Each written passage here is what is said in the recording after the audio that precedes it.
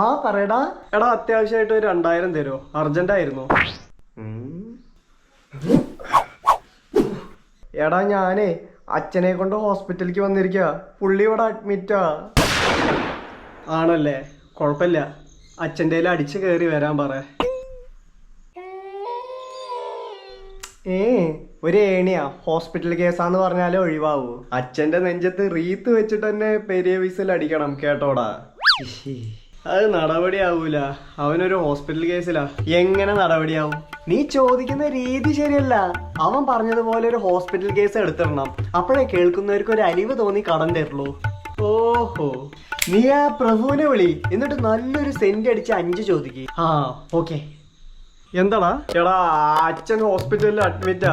അർജന്റായി 5000 വേണം. നീ ഒന്ന് GPay ചെയ്ത് തരുമോ? അയ്യോ, ഏത് ഹോസ്പിറ്റലാ? ഇവിടെ മറ്റേ PH ഹോസ്പിറ്റലില്. നിക്ക്, ഞാനേ പൈസ സെറ്റാക്കിട്ട് പറയാം. വീണു, ഇപ്പൊ എമൗണ്ട് പറഞ്ഞെത്തും. മുത്ത് ഹബീബി അല്ല പിന്നെ. എടാ ഞാനിവിടെ PHന്റെ ഉമ്മർത്തുണ്ട്. നിങ്ങളെവിടെയാണ്? നീ എന്താ അവിടെ? നിന്റെ അച്ഛനല്ലടാ ഹോസ്പിറ്റലൈസ് ചെയ്തു എന്ന് പറഞ്ഞേ. പൈസ കയ്യിലുണ്ട്. Okay okay. എടാ മണ്ട, പൈസ അയച്ചു തന്നാ മതി. നീ ഇങ്ങോട്ട് വരണമെന്നില്ല. അയച്ചു തന്നാ മതിയോ? ആ നിനക്ക് കമിഴ്ന്ന് കടന്ന് പീപ്പിളി ഊതിക്കോ. പൈസ നേരിട്ടേ തരൂ. ഓ, വിശ്വാസം ഇല്ല അല്ലേ? ഇല്ല. നീയൊക്കെ ആയോണ്ടേ സ്വന്തം തന്തയെ ഇരുട്ടടി അടിച്ച് ഹോസ്പിറ്റലിലാക്കി പൈസ വയ്ക്കാനും ചാൻസ് ഉണ്ട്. അതുകൊണ്ട് ഞാൻ മൂപ്പരെ നേരി കണ്ട് സംസാരിച്ചിട്ടേ പൈസ തരൂ. വലിഞ്ഞ് ഇവന്റെ ഒക്കെ അച്ചാച്ചന്റെ അച്ഛനെ വിറ്റ കാശ് നമ്മുടെ കയ്യിലുണ്ട്. ചോദിച്ചാ കൊടുക്കില്ല എന്നുള്ളൂ. എന്തായി? പീപ്പിളി. ഒരുത്തം പോലും വിശ്വസിച്ചൊരു കടം തരുന്നില്ലല്ലോ. ഈ സമൂഹത്തിന്റെ ഒക്കെ പോക്ക് എങ്ങോട്ടാ?